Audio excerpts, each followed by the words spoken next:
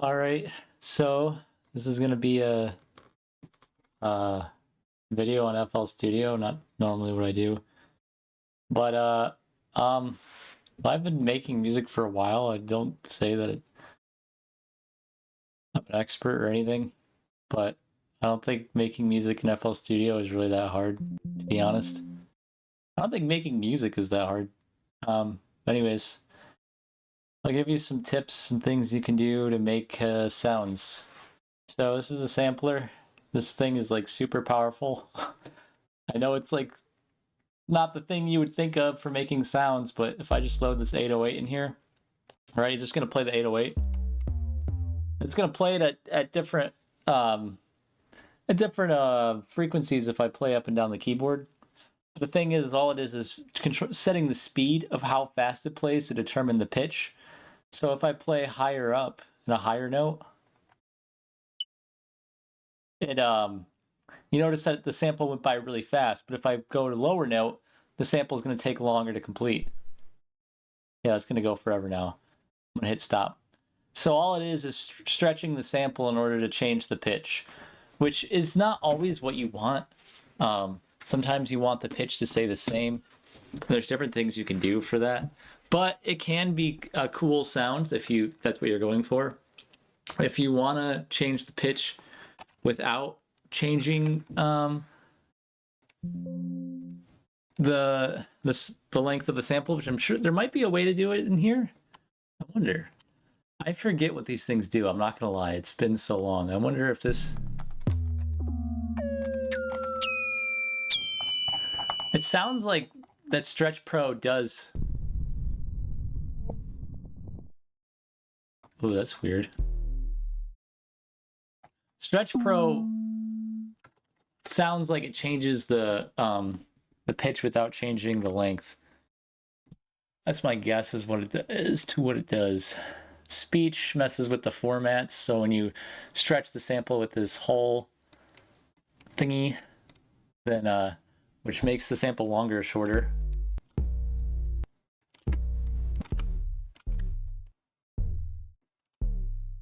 At least that's what I remember it doing.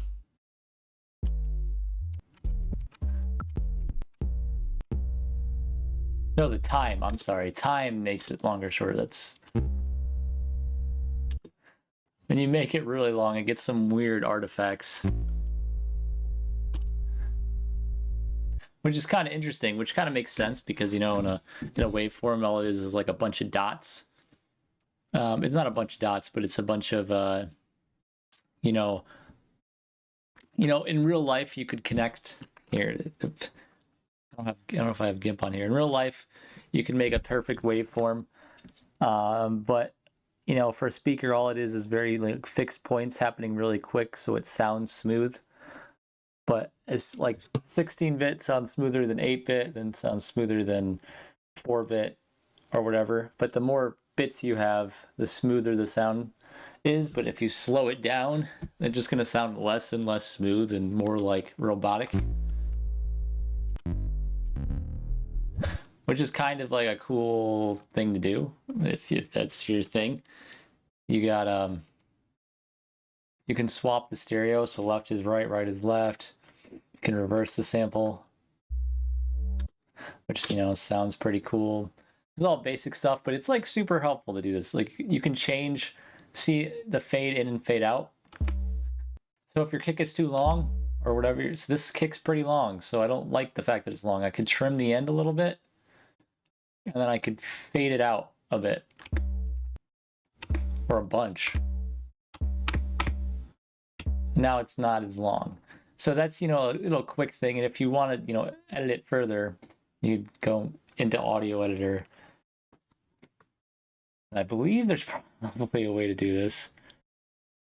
You know what? You don't even have to do that. If you want to make it shorter, you can just go into this tab, go into volume, start right here.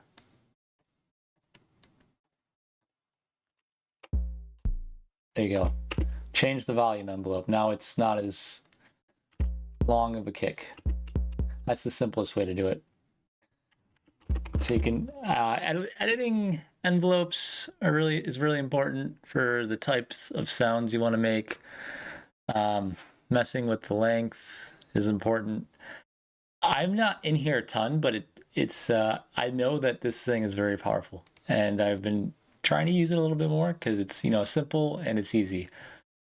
So yeah, speech, like I said, that stretch that messes with the formats. While if you stretch a sample, if you put a sample, if I take this sample, put it in here, you notice that it's not the same as this. So this has all these settings where I can change all this crazy stuff with it. This doesn't have all those crazy settings when I drop it in here. But apparently if I drop a sample in here, I've heard of this.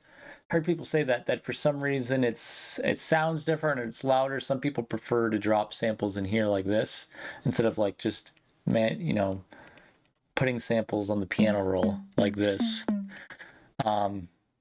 Yeah, I don't know really which is better, but there are some benefits to putting it on the timeline because then you could see exactly how long the sample lasts compared to the rest of your arrangement. And if you hold Alt and drag on a corner, you can stretch it to like a very specific position. But you can do the same thing if you click this button here. Then when you drag, it's gonna go, except it's gonna be snapping to specific positions or the line. You can change the snapping with this. If you don't want to snap, you can hit none, and now you're just kind of getting the same thing as I got when I pressed Alt. So I'm gonna put this back to line, turn this off, and yeah, just holding Alt. Simple. If you want to mute a sample, it's very simple things, but they're important. Hit mute like this. So if you make an arrangement with like samples or whatever, and you're like, I don't know if I want that in, you could select a bunch, then press Alt M. Boom. Now they're all muted. And if you want to decide to add it in later, you can. But that doesn't just work with samples. That works with patterns as well. But I find that helpful if I like make a pattern or I have a sample in there. I'm not positive I want to be in the track, but I want to keep it in there just in case I change my mind. Then I select all, Alt M. I don't think there's a way to unmute them all afterwards. I don't know. I don't think you can press Alt M again to unmute it. It's kind of annoying, and you think you have to just manually do this to each one. There's probably another way to do that. But yep. And then if you drop a sample in here, and if I do some changes, and if I decide to stretch this sample, because they're making kind of like copies. These are all the same sample. That's weird. They're all using the same sample and the same engine, I guess, or sample player. So if I stretch this one, it's going to stretch all of them. Or I'm not really stretching it right now. They're all going to sound the same. Oh, I forgot. I have to have this. I'm sorry. If you have this on, it will stretch the sample. I said that wrong. See how the sample's getting stretched? But if I press Alt, it snaps to the whatever thing is here. And if I don't press Alt, if I press Alt, it doesn't snap. If I press Alt, it doesn't snap. If I don't press Alt, it snaps. Right. So then if this thing is on right here, then it can stretch the sample. And you notice how it stretches all of them because it's all based on the same sample player. So if I stretch it, so you notice how the time gets changed here. As you can tell, I'm doing this video from scratch. I haven't prepared for this at all. I'm just kind of doing it on the whim, like I do most of my videos anyways. So, but I'm pretty sure these fades are independent though. So if I do a fade here, yeah, so they're different. The fades are independent, but not the stretching. And so yeah, if you want to stretch one sample differently than another sample, you can just do this simple thing. You right click and you hit make unique. So notice how it made another little sample player there. This one is associated with this sample player. It'll highlight what sample player it's associated to. So this one's associated with this one's associated with this sample player, and this associated with that other sample player. So now I can stretch this all I want, and it's not going to stretch the others. So yeah, cool. But yeah, let's go back into the sample player a little bit more. I'm just showing everything I know. I'm not doing a specific topic. Or not everything I know, just a bunch of things I know. I don't know how long this video is going to go for. Let's get a kick that isn't as crazy. Like a simple kick. That's a good kick. I'm going to take this. I'm going to go edit and open an audio editor. Then I'm just going to go like this. I'm going to set loop. And this is going to sound, this might sound familiar to you once I do it. So I'm going to set a like really tight loop right here, this part of the sample. And usually what you want to do, you want to make sure that this part, so you want to make sure it starts and ends at the same point. If you're going to do a tight loop like this right now, this looks like a, you know, a sine wave, to be honest. That's a little shaped kind of strange. So I think there's a way to do this. Snap at 0 crossings. There we go. So now it can start and end at the same point. See how it starts at 0 and then ends at 0? Then it's not going to create like poppy sounds that, you know, could be bad. So I just take a small little loop, drag it into here. Now I made a little sampler, and we want to, if this isn't selected, it'll just play the sample normally. But if we turn it on, now it gets that, you know, weird, fast sound, and it kind of sounds like that Swedish House Mafia thing. How does it go? I'm using my keyboard and not my, well, my computer keyboard is not my keyboard, MIDI keyboard. Let's get a tighter loop though. Let's make this a little tighter. It's almost a square wave. So I take this, drag it into here. Pretty close to a square wave.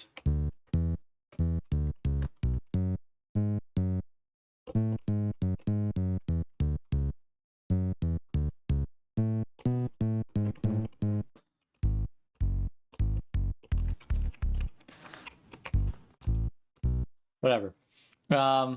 So now we can, you know, manipulate this if we wanted to. We can do some cool stuff with the pitch if we wanted to, add some vibrato. And I like to set it to, right click and set it to specific time increments, like 2 steps, which is really, that's not fast enough, probably faster for vibrato, 1 step. Just like some slight vibrato, and then I can delay it so it starts without vibrato, then it slowly goes into it.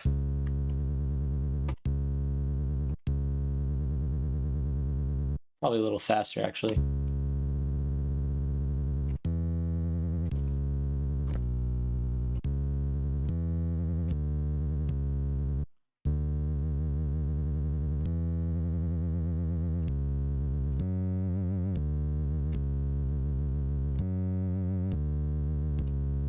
There we go. A little bit of vibrato. It always makes the, so when you make basses, normally you want to have as much movement as possible, whether it's like volume automation or pitch automation, because then it just makes it sound louder and like bigger and thicker. Not, you could say this is a bass. So if you add a lot of pitch modulation and like little things like that, volume modulation, it will make the sound louder. But the thing is, if you add an envelope and you make it like a really quick sound, like, oh, that's the pitch, Mom. Sorry, not the volume. The volume over here. It doesn't sound as loud as a sound that lasts over a longer period of time. So keep that in mind. If a sound is louder, it sounds louder in general. If it's loud for a short amount of time, it doesn't sound as loud. But that's a little different when it gets to like transients and kicks. But, you know. So, you know, the vibrato kind of helps. You can also mess with this filter. Just a simple low pass. This is the X, this is the Y, so I can go to mod X. You know, mess with the filter if I wanted. Oh, push the amount up. That resonance, this is the resonance for mod Y. That resonance is kind of annoying, to be honest, with this sound. I could have it like go down a little quicker. And you can actually add So I'm gonna open up Serum. So I want to show you something that's actually related to Serum. So Serum has this thing called a dimension expander. So it's basically a bunch of short delays that make the sound really big. So this is without, with. But the sampler actually has something similar to that, believe it or not. And it's this little echo delay fat mode thing. So it sounds good, but not like as wide. So you can add some feedback to add some delays or echoes. And if I add this time, then it'll play these 4 echoes with the feedback up. And that sounds kind of annoying, but if I set the time a little bit, closer together.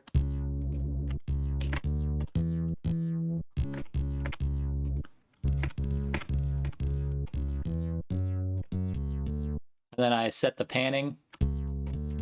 Now it just sounds really wide. You notice how much wider that sound sounds? I could add a few more echoes. So this is without. With. So that just made it super wide. And you can change the pitch for the delays. Changing the pitch for the delays, has a cool effect. It's kind of like spreading out the delays. So that's a cool effect. So you can do, this is all just in the sampler. I'm barely showing you, this is like stock FL right now. Like it's crazy. So I can add some arpeggios. So this is no arpeggios. This is just, arpeggios going up.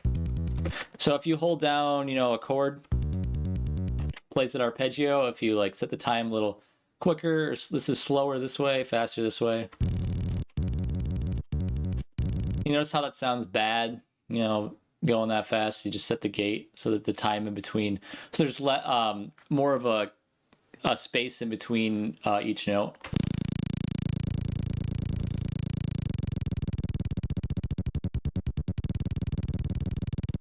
And it might not just sound right with this sound, especially because it's so fast.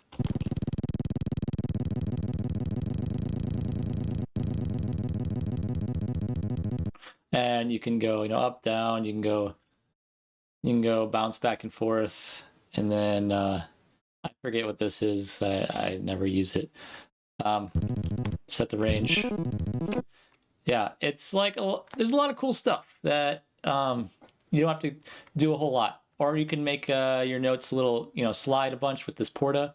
So porta is, I forget what it stands for. It just means your notes slide when you hit one note and another note. So now if I didn't hit the slide, so if I hit one note and then I hit another note right after, it's going to sound normal. But if I turn up the slide with the porta on,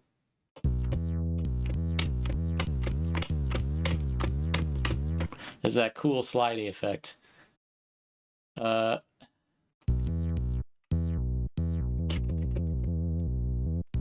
Mono, make sure you can't hit multiple notes at once. Because right now I can do chords. But mono, make sure you can't do chords.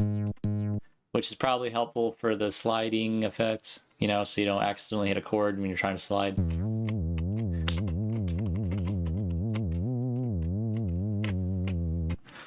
Slides are really helpful for growls. It's how you make your bass growls sound a little more real. And you don't have to slide this way. Actually, a better way to slide is just in the piano roll. You go here, then you hit this thing. It'll slide from, E to G sharp. Let me go to pattern. And it'll do it over that time period from over that one beat in the bar. So, that's why this sliding I think is better, because you can specifically fine tune how long the slide is going to last for, which is really helpful in growls. This portamento thing, I don't remember what that is. I'm not gonna lie, I just use the slidey thing.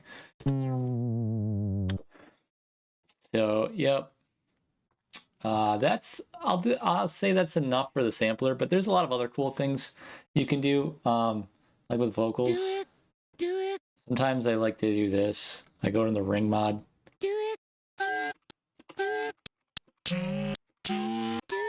I think it's a cool effect when you add some ring modulation. Sounds kind of annoying sometimes, depending on what you're doing. And another thing, oh, let me show you one more thing with this. So I have this sound, but I could really kind of like crush it and do like some clipping, which is a cool sound. So I could add this clip on. So now it's gonna squarify, I guess, this wave. So if I boost it, you know, so it gets turns more squarish. Create some more, you know, harsher sounds. And I could add this. Ooh, that sounds not good. Oh, I don't know what's going on. That doesn't sound very good though. I'm not gonna lie, it sounds kind of strange.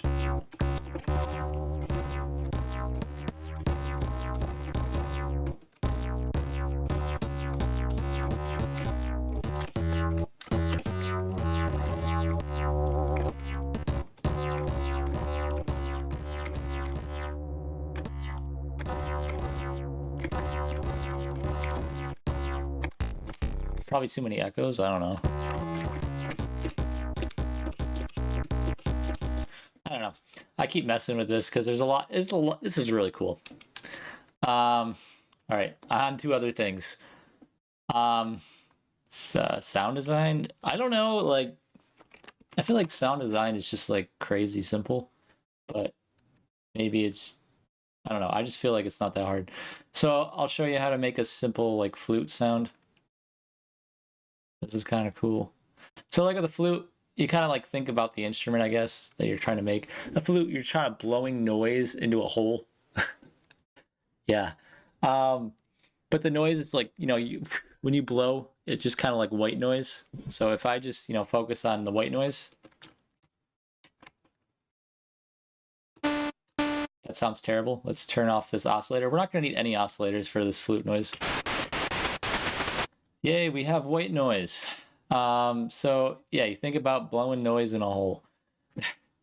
So I'm gonna go with I want to try to isolate one frequency of this noise. So I'm gonna go a bandpass filter. I'm gonna set the resonance really high, so it's like a really small little bandpass filter. And it's not gonna sound like it yet, but it's gonna start to get there. So if we go like this, it almost creates like a formatty effect because it takes the two sides of the format filter and it kind of like creates resonance on both sides, on the right and the left side instead of just the middle. If I put it here, it like sets the resonance in the middle, as you can tell. So if I turn this up and down, it creates a peak right there. But if I turn this up, watch, the resonance is kind of... Wait. The resonance is on like more of the left and right, but I don't want that, so I want the bandwidth all the way down because I want to isolate, you know, a single spot. So I'm gonna make that really loud. It's gonna be kind of annoying, to be honest. But I want to tune this to a specific note, so I'm gonna turn like one of these on, maybe. It's gonna sound kind of annoying. I'm sorry.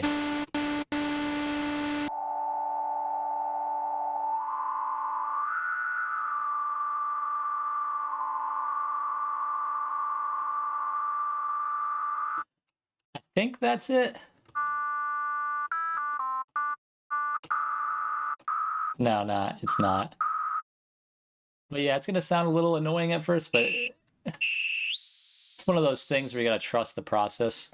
So I'm gonna add some feedback. Add this too. So what we want is turn on the feedback. Feedback like here.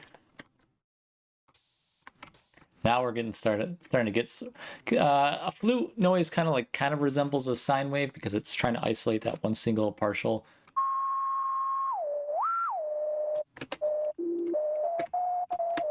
See, you're starting to hear it, right? Now, the feedback kind of like helps exaggerate that the resonance a little bit, I guess. So I'm gonna add some reverb to like give it kind of like the body of like a room or the flute, I guess. Oops. I don't know what that was all about. And I have to tune this cutoff to make it like tune to a specific pitch, which would take some time.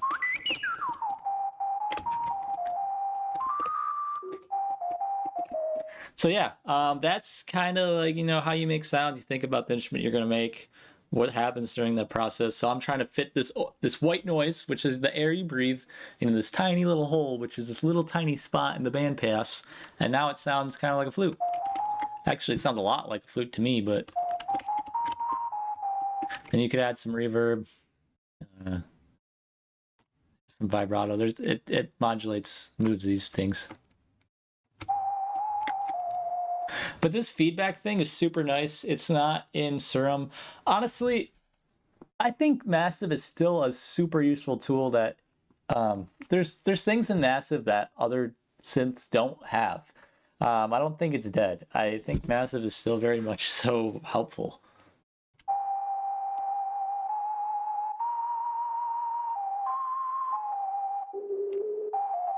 My Massive's a little messed up for some reason. You see how there's glitches in the screen? I don't know why that happens. Sometimes I'll turn a knob and it just doesn't work. I have no idea why that happens. I'll show you another sound to make it Massive.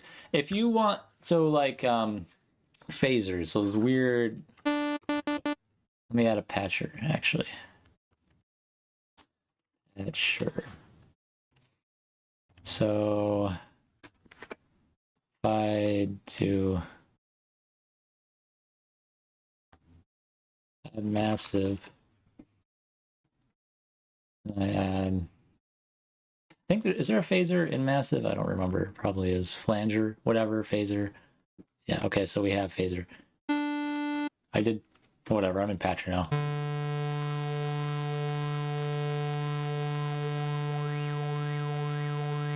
You notice how it has that like one thing going back and forth. Flanger. But I can't click. It won't make sound when I hit. Oh, I hit caps lock is on. Maybe that's why.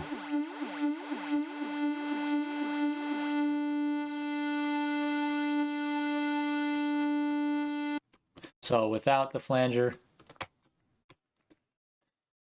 what the heck? This is really annoying. Let's just put down a note and then just repeat it.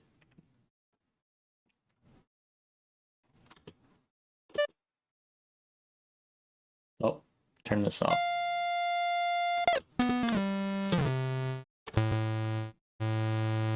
And I'm gonna take the envelope, make it so it doesn't drop like that, so it's kind of thick, just always at the same volume. Turn it down. So now this is without the phaser flanger, and then this is with the flanger. It has that like pulsing effect. You can create that without even using this flanger. So this is why I think Matt's kind of cool, this feedback stuff. So what you could do, if I remember correctly, if you just do this, simple delay, set it for like a small time, turn it on. We're gonna feed it through here. So we're gonna do serial.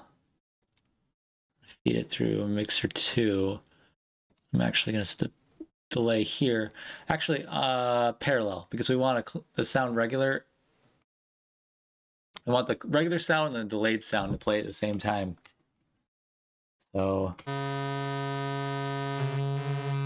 if I just mess with the delay, it already kind of gives you that, phaser-y effect. So now if I put some like LFO on this.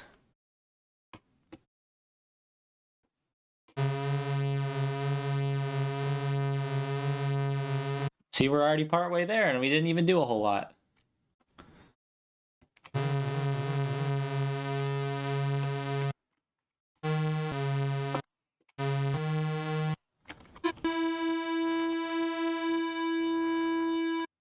And then you could get in usually they have feedback in like phasers, so you could do like this.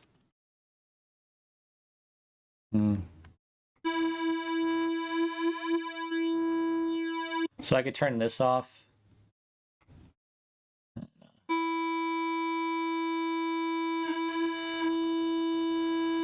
Should be a way to do this. I remember. My memory might be failing me. I have it loaded here somewhere. I think I made one. Feedback phaser, what did I do? I set the insert to delay, and then this is my sound.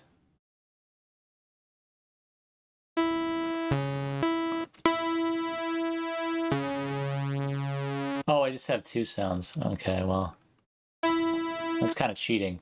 I mean, you can get a similar effect without doing the delay.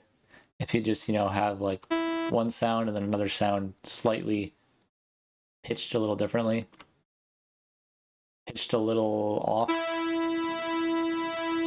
Yeah, so that gets that same type of effect, but usually, what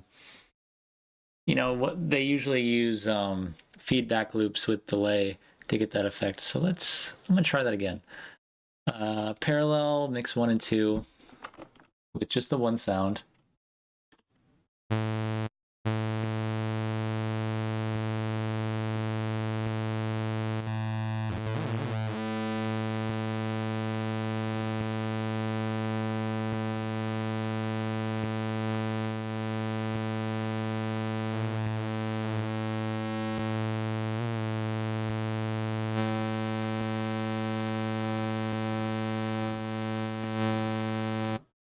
Should be some way. Let's say,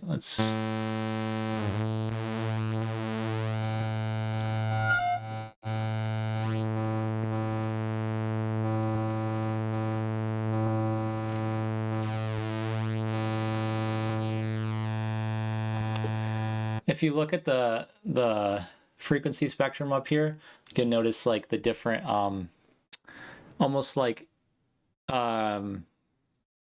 what do you call, what kind of filters are those? Notch, like different notch filters being kind of created. Pretty sure that's the name of it.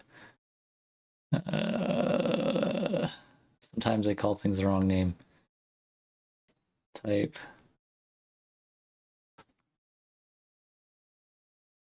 Well, it's basically kind of creating like a bunch of these, right, all over the sound. So I was making one here. And you could just literally use a filter like this to make the same type of phaser-ish effect if you wanted, and then just move all of these around and just, yeah. But you'd have to make, a few of those. And the poles for the phasers determines how many like of these little holes, there are. I'm very much simplifying a lot of stuff, but you don't really need to know a ton of little I mean, some details, but not like crazy details. But yeah, if you look it up here,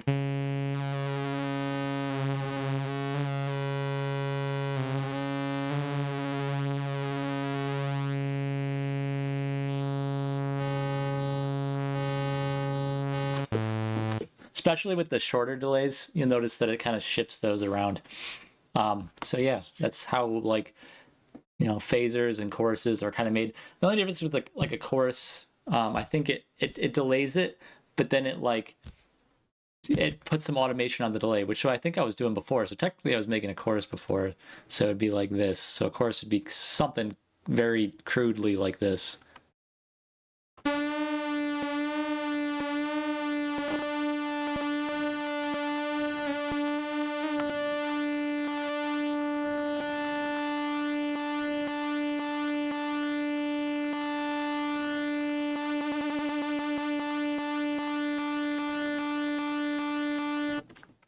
Yeah, some crudely like that. That's kind of how a chorus effect would work.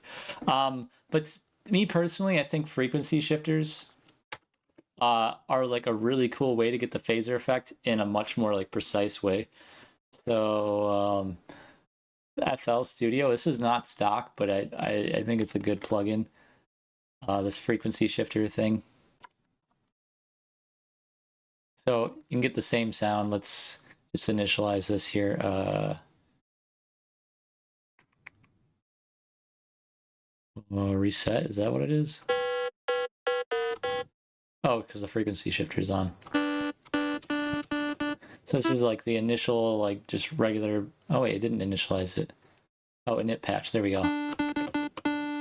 And let's set this envelope back up.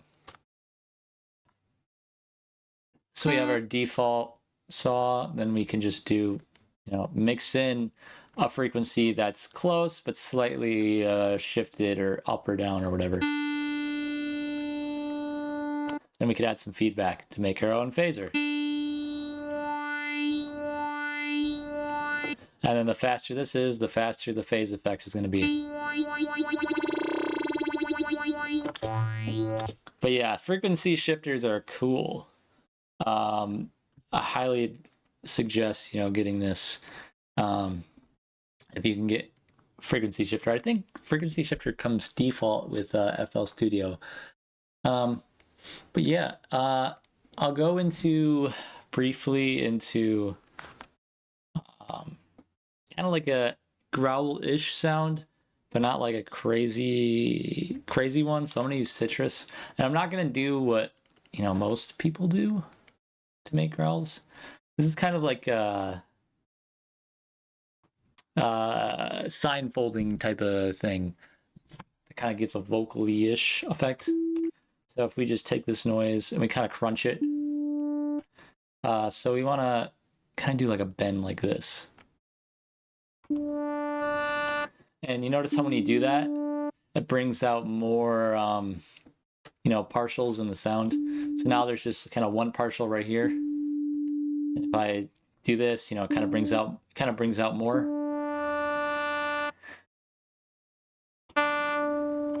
Oh, I changed it to stereo.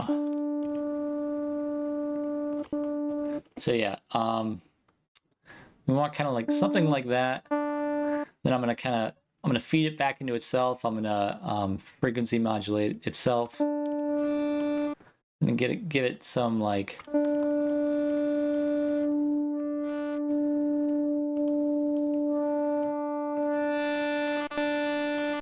You want that kind of like crunchy sound. And I could do like if I really wanted to, I probably could just feed this in the effects. So let's feed this into some effects here. This is I want to feed it into the filter thing. So let's take this out, put this up. So this is fine the way it was. Put it into this filter, and then feed it out through the filter. And then we're gonna add some wave shaping.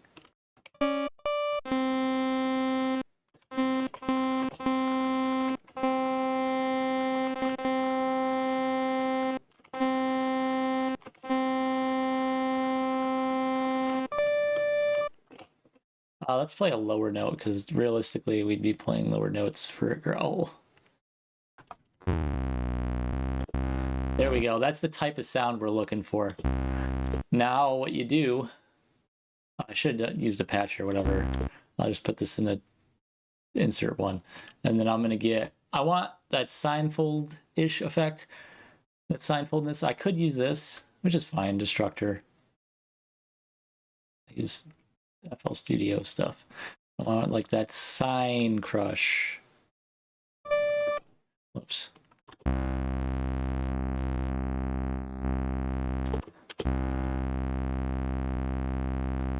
When I find there's something weird, I don't know. It's not the effect I really want. I feel like this isn't doing what, I don't think this is really sign folding. Sign crush might be different. So I'm gonna delete this, but I do know, I don't know if KHS plugins has that, their distortion. Oh, whoops. I know that the Serum Effects does. And that might not be the type of sound I want anyways. Sign fold back? Yeah. Oh. Spread for the stereo effect. Normally, we want the subs to be in mono, but here, I'm gonna do this anyways, and I'll fix it later.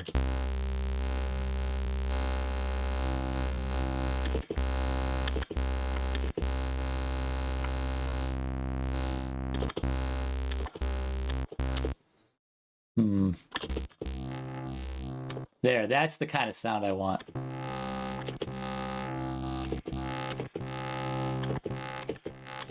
Now you can add some glide.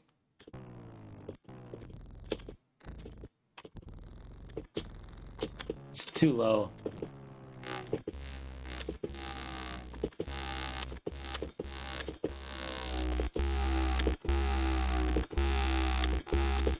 How loud. Getting really loud from the distortion. Let's try the Serum Effects one. Seems to have a different type of sine fold. There we go. See how you can really exaggerate the sine folding with this? This is why I like this. And you want to modulate that too. So I'm gonna do a note latch, but obviously that's kind of extreme.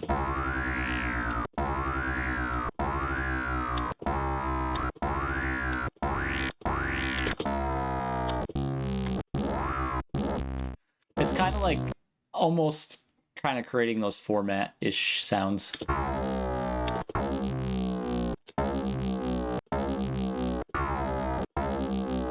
I could, if I really wanted to get more of the formats out, I could turn this off and then EQ it beforehand. I'll be back. I just gotta.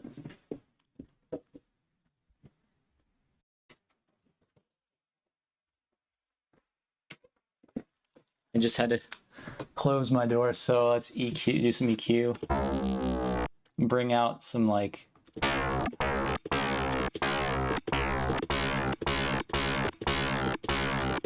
Actually, you know what? Even better. It would be quicker. Add the filter here. Go to what? Where's the formats? Is it in MISC? Yeah. There we go. There we got that little kind of growl. This is one way out of many ways to make a growl-ish sound.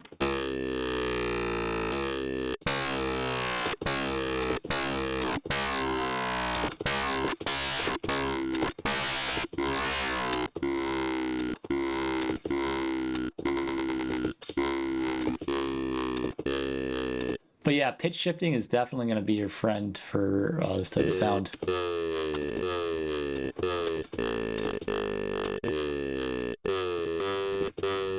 I realized like the lows are kind of just gone.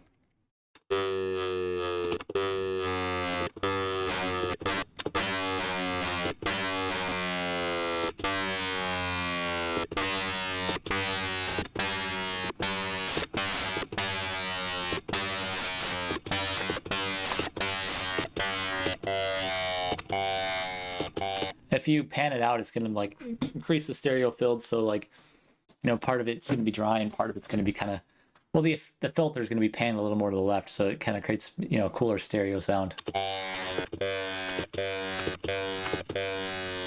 It might help to add a little bit of like dimension beforehand.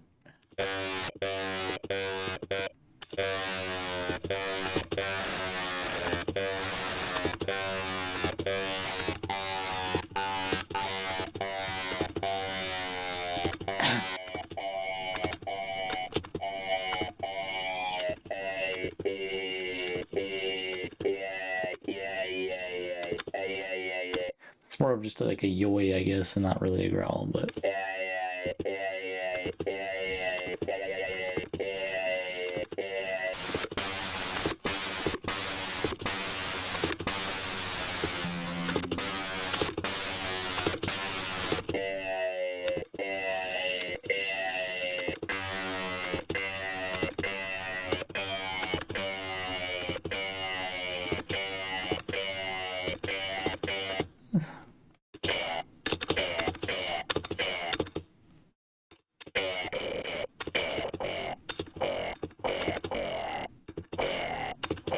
It's getting there.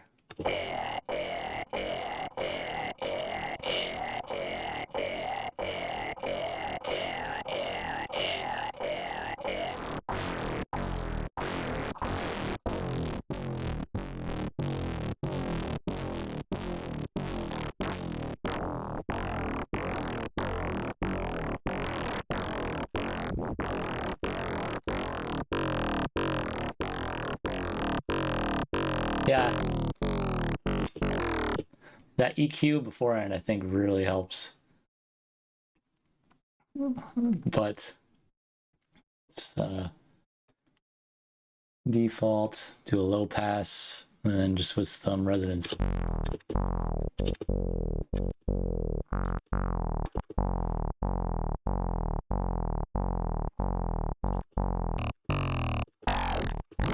There we go. Okay, so that's what we needed was the resonance in the low pass. I was trying to remember how to do this.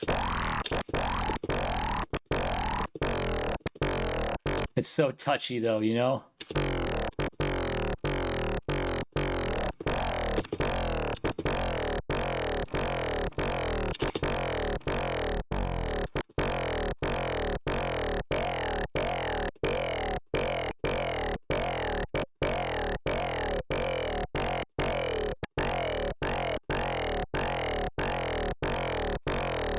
Yeah, sign folding is your friend for like super aggressive, louder-ish kind of growls that not aren't as like, I don't know how to even explain that.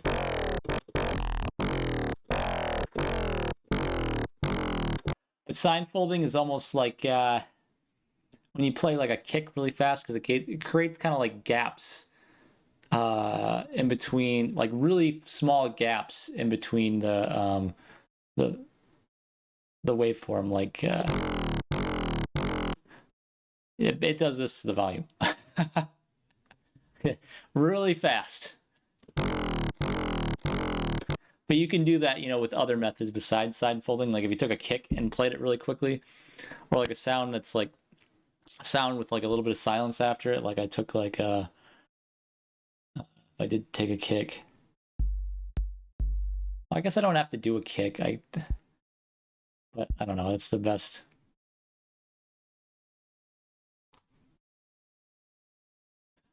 I think I can just add silence tools. Is there a silent thing?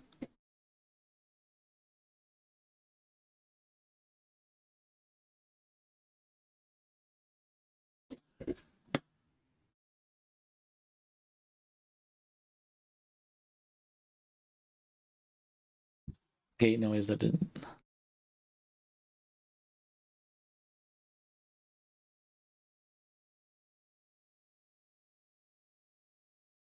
There's got to be like some type of silence thing.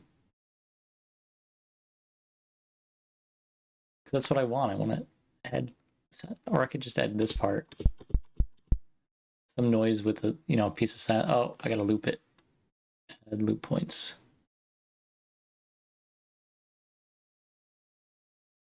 Snap to zero crossing.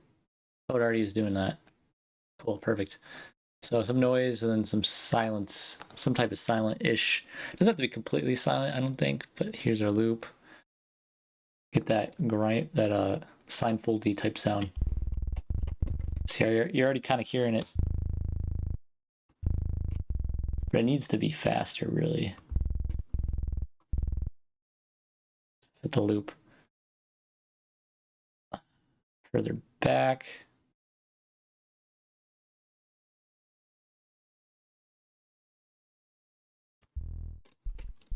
Problem is it needs to be silent quicker.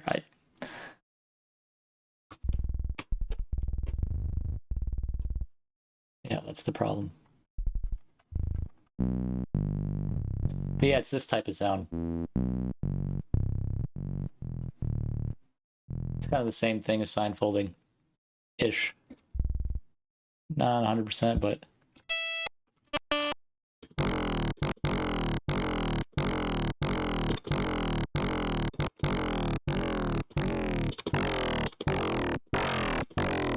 helps where you like accentuate in like if you had honestly resonance before distortion is just a crazy overpowered thing.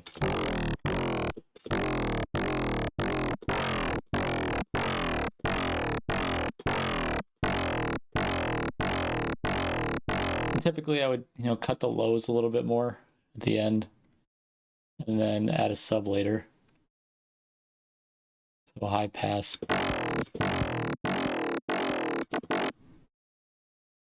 Around here. Probably do it.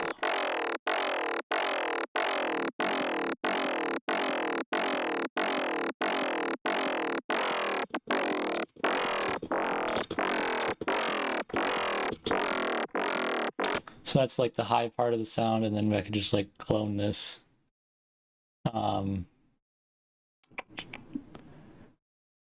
Copy pace, set this in a 2, I guess. But it seems to be the sub, so I could make this a little bit cleaner. See, with the subs, I like to, so this is, you could use a regular sine wave, but remember I said the louder something is over time, the louder it is in general.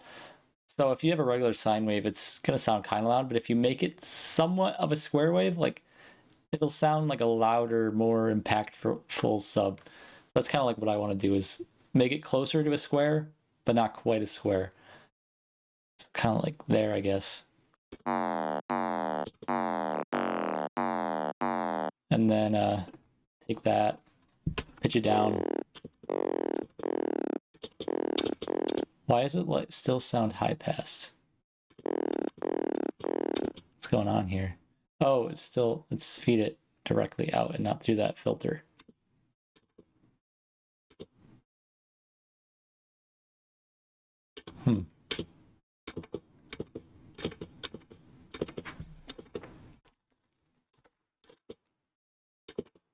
What was it? G to D.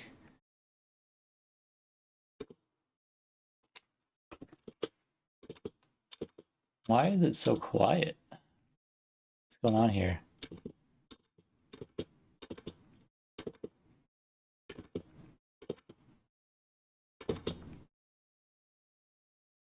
This is a strange thing I've never had happen before. Let's mess with the volume envelope. No. Let's set the attack.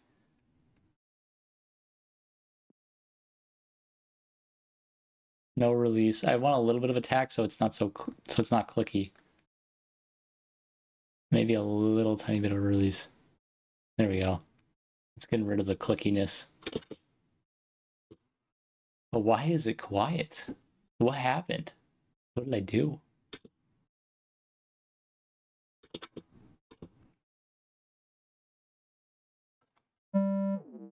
It's like it's completely high pass. It's really what it sounds like, is like somehow some high pass filter got put over it. Maybe I EQ'd the master. Oh my goodness. That's funny.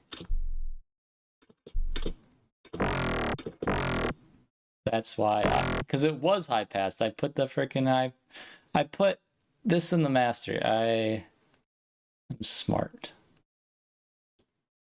Now everyone watching this is probably like, yeah, I know what you did. I know what you did. Probably like yelling at their screen. I put it in the master. It's kind of low though. It's almost too low. There we go. There we go. And that's our big growly sound. And I want to make sure this is mono, so I'm going to put this to merge. So this is, you know, stereo separation. This is no stereo separation. So I like with my, you know, subs, name the sub, I guess, you know, put this over here to make sure if I added any stereo effects in here, I'll still be safe because I have this this merge thing on. I don't think it's really bad to add stereo effects to your sub as long as in the very output is mono.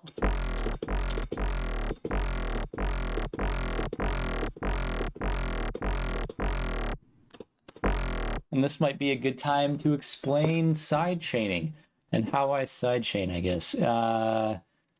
Some people sidechain and like they manually add the volume cuts. I think that's like incredibly tedious, and I don't know. I don't like doing it.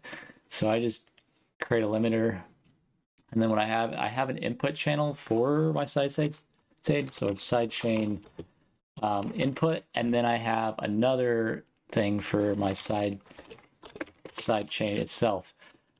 So when I have my kick, add some kicks and snares.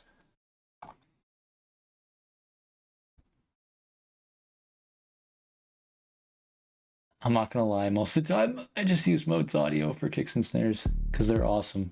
These sounds are awesome, but I do edit them. Let's add this pattern. Not much to it, but whatever. Okay, it's called bracket. Cool.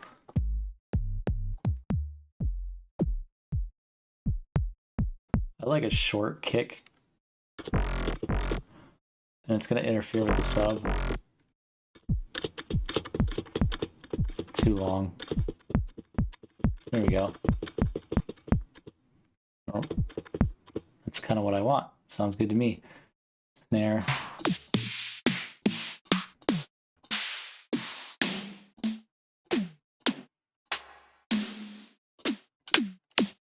These have like, sounds like some of them have reverb and stuff, or just really long delays. Really long delays, I think.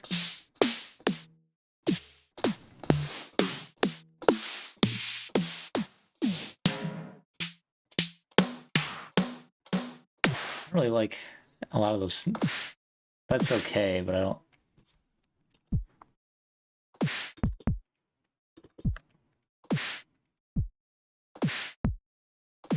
Sometimes I like to add pogo to my kicks.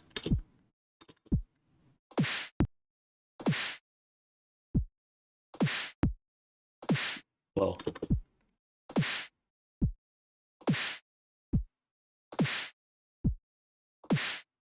And with my snares, this is 4, 5. Okay, so it's 1, 2 for these. Sometimes with my snares, I just like to, like, is there already a limiter in here? Oh, is this supposed to be my sidechain? Yeah. Sorry, I'll move this over here. If you press shift and scroll, you can move channels, by the way. So this is actually going to be 2. Yeah, there's nothing. Oh, yeah, this is here. Yay! Why is there always stuff? Something somewhere.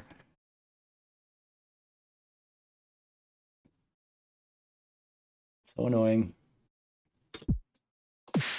My snares, I usually like to do this type of thing. Residence, man.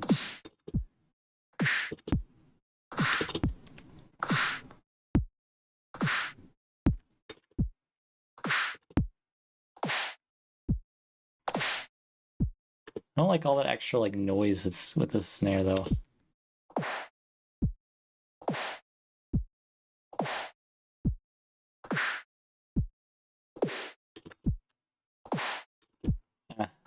It'll do for now.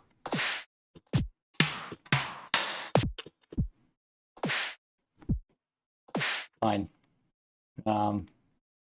Here's the sound. We don't want that sub interfere. Actually, we might just do this is the sub sound and then the sub. So we want to actually, I would feed both into the sidechain input. You could just do the sub, but so what is this one? This is the sidechain. I thought I named it, but I guess I didn't. So feed both sounds into here.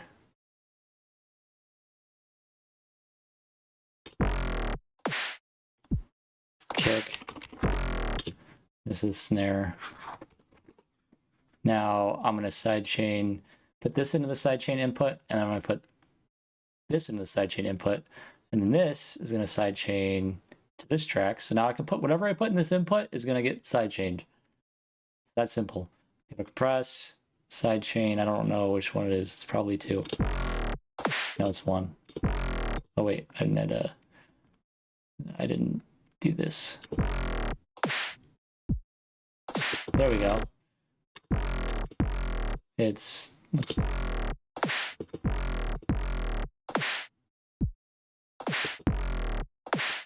okay. What else is there? Something else sidechained to this? Oh,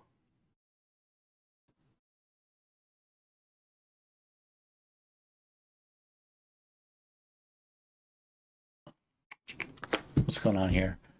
Kick is yeah. Kick is the sidechain input. Snare is sidechain input. Sound goes out sidechain. This is sidechained.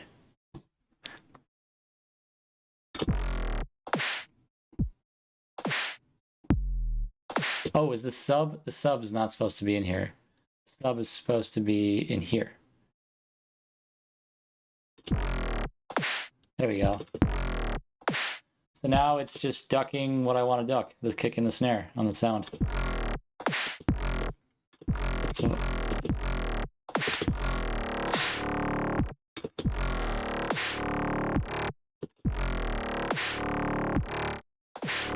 and you can kind of hear that happening. You can mess with the release to make it a little tighter too. You can hear it for sure.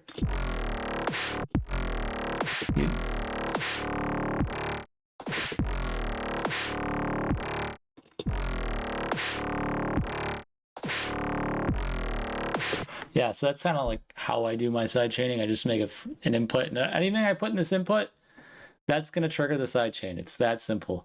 Not complicated, not, overly, not hard to do or anything. So yeah, I can go to Serum real quick. And then it could show you an acid sound, which is a popular sound. More resonance. Most of these sounds revolve resonance, man. I'd rather just do it to an envelope, so let's set this to an envelope. And I'd rather just turn the BPM off. So I can like precisely, do this. So we want to do that, and then you just add, usually not tape, tube distortion.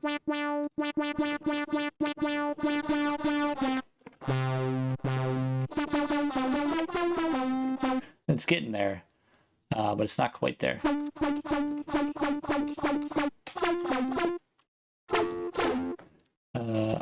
Add some arpeggiation so I can tell. That's really quick.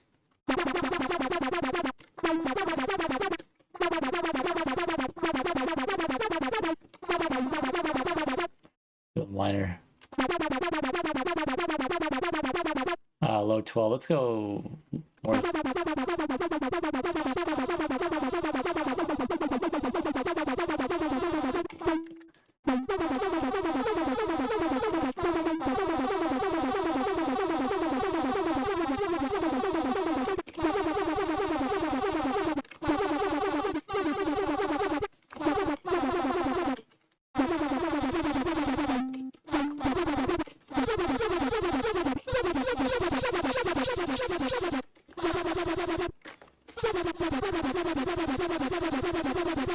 I think it's too high.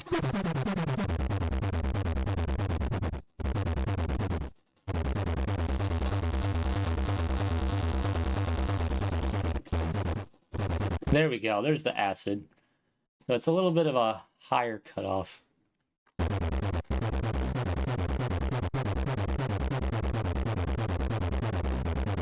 I would actually just high pass this.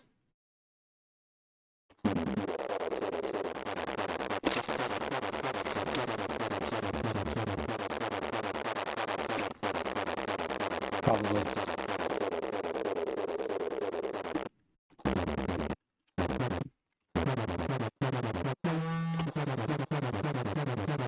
It's good. It's kind of aggressive.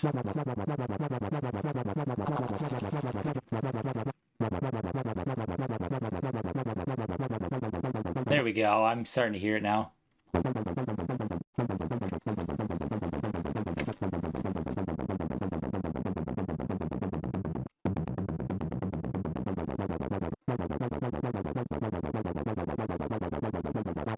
There we go. That's it. I got it.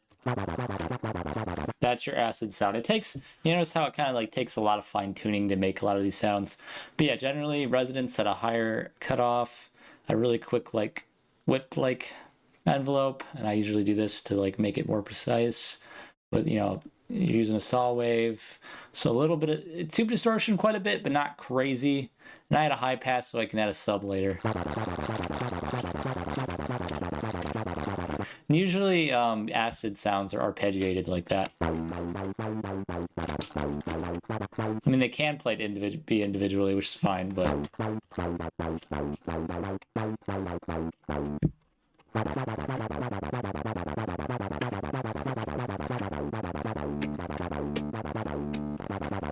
So yeah, it's a popular sound, the acid sound.